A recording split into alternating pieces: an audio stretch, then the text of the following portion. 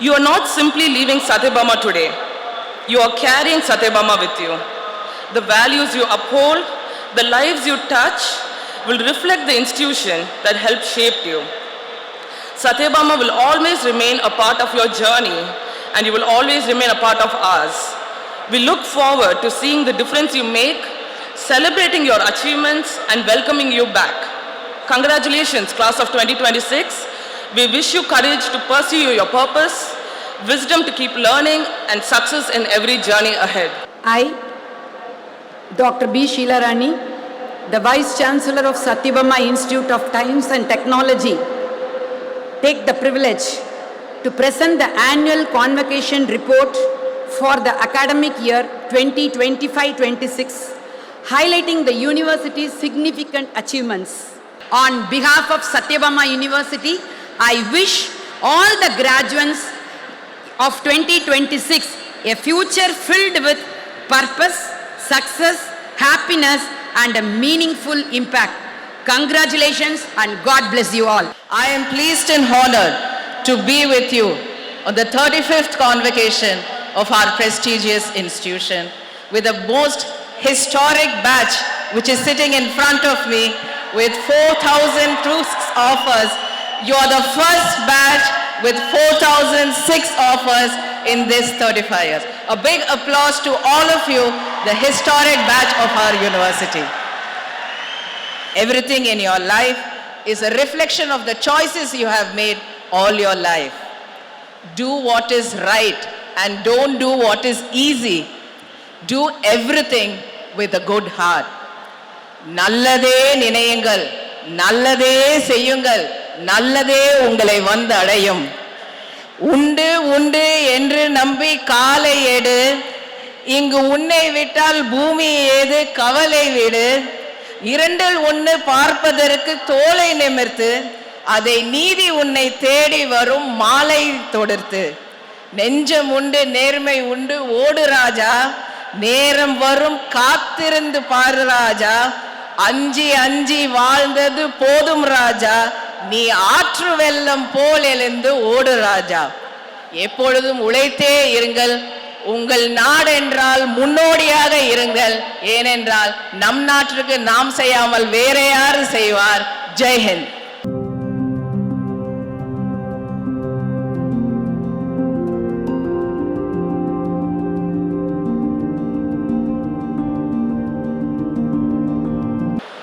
என்ன இந்த 35th கிராஜுவேஷனுக்கு என்னை இன்வைட் பண்ண என்னோட brother doctor Johnson, doctor Mareseena Johnson, Maria Bernadette, Maria Catherine, Arul Selvam, vice chancellor Sheela Rani, எல்லாருக்கும் மீண்டும் ஒரு முறை நன்றி சொல்கிறேன். உங்களை சந்தித்தது ரொம்ப மகிழ்ச்சி. எல்லா கிராஜுவேட்டையும் ஏஐ என்ற ஒரு பெரிய ஒரு மாற்றங்கள் கொண்டு வருது. இந்தியாவிலே முதல் ஏஐ மினிஸ்ட்ரி உருவாக்குனது honourable chief minister of Tamil Nadu Thiru C Joseph Vijay அவர்கள். இந்த மினிஸ்டரில் ஏஐ என்ற ஒரு மினிஸ்ட்ரியே தனியாக ஒதுக்க இருக்கிறாங்க. ஸோ அப்படிப்பட்ட விஷனரி லீடர் கீழே நம்மலாம் இருக்கிறோம். கான்ஃபிடண்ட்டாக இருங்க, நல்லதே நடக்கும்.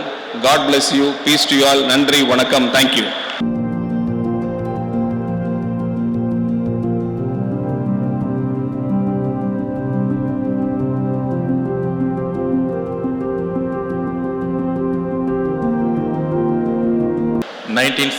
to 2026 ஆல்மோஸ்ட் ஒரு 50 இயர்ஸ் கழிச்சு தமிழ்நாட்டில் ஒரு ரெவல்யூஷன் நடந்துச்சு. அந்த ரெவல்யூஷன் எனக்கான ரீசன், அந்த ரெவல்யூஷனுக்கான அந்த புரட்சிக்கான முக்கியமான காரணம் யூத், இளைஞர்கள்.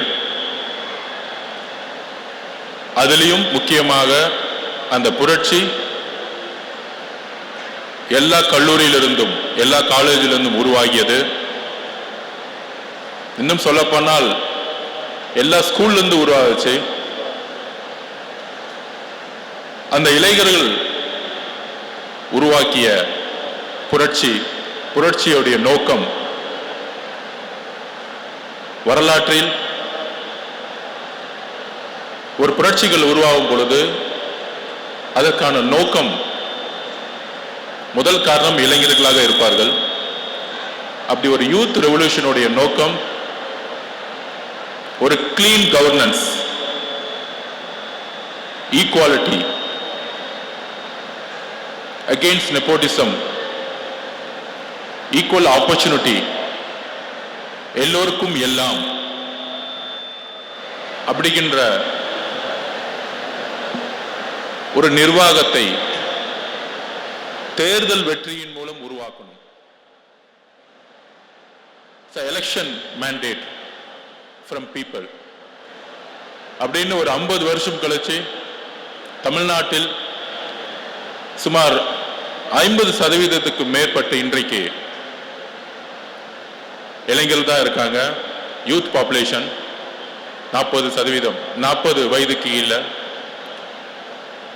அப்படி உருவாக்கும் பொழுது அப்படி ஒரு மாற்றத்தை